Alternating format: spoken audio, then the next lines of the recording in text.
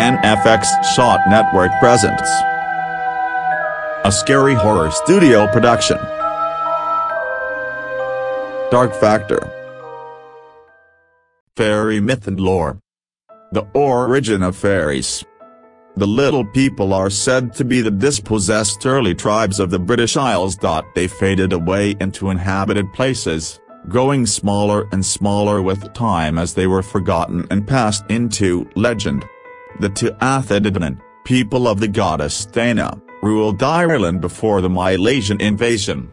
They were driven underground where they became the Oinsa fairies.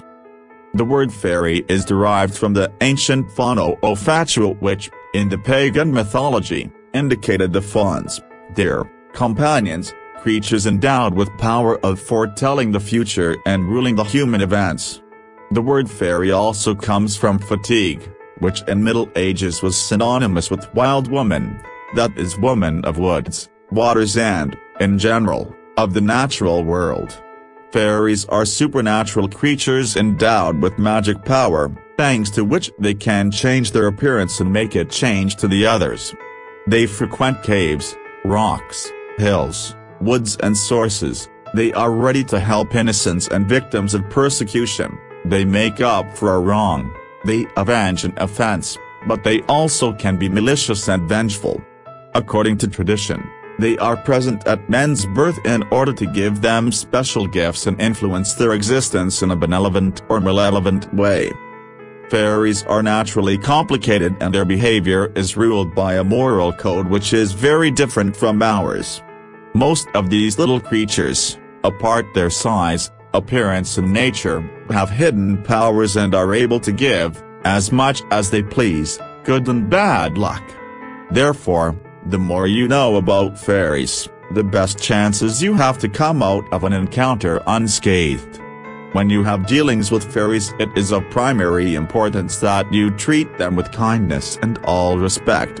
It is too easy to offend them, and heaven help you if you take liberties with them. Fairies are constantly attracted by every form of creativeness and, most of all, by instance of deep feeling, which they want to share.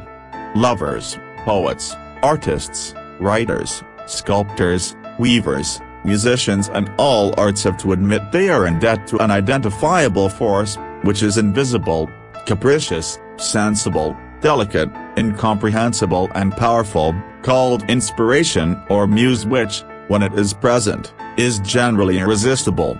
Fairies' world is full of dark enchantment, of charming beauty, of incredible ugliness, of hard superficiality, of spirit, malice, joy and inspiration, of terror, laughter, love and tragedy. Their world is richer than fairy tales make believe.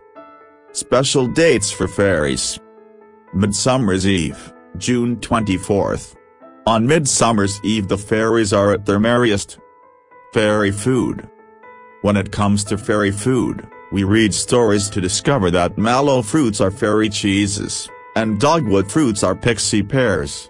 Little cakes are another favorite fairy food, and if they are made with saffron, they are especially cherished since saffron is highly valued by fairies. What do fairies love? Fairies love beauty and splendor, grace of movement, music and pleasure, everything in fact that is artistic. They do not like any sort of violent, brutal enjoyment. They hate greedy people who gather the last bit of grain, or drain the last bit of milk from the glass, or pluck the trees bare of fruit leaving nothing for the spirits who wander by in the moonlight. Always leave a bit of milk or drink in your glass at a feast and never pick the last fruit from the tree. Don't stay up too late either, for fairies like to gather round after the family is in bed and drink and eat. If treated well, the fairies will bestow good fortune and reveal the mysteries of plant herbs. For acts of kindness bestowed upon the spirits, fairy blessings will come in the form of unexpected good luck. Fairies could bestow good fortune on people, but if they felt offended they could cast spells and cause mischievous trouble. Therefore be kind to a vagabond, for he may be a fairy prince in disguise, who has come to test the depth of your charity, and of the generous nature that can give liberally out of pure love and kindliness to those who are in need, and not in hope of a reward. The most popular pastimes of fairies are music and dancing. At night the fairies would rise from their homes and come out to dance away the hours of darkness. They especially love to dance in the evening of the full moon. When the morning sun begins to rise, the fairies vanish. Many mortals were enticed by the beauty of dancing fairies and sought to watch them dance at night. But this was very dangerous, because if the fairies lured and trapped a mortal, the mortal could be forced to dance all night until they collapsed from exhaustion.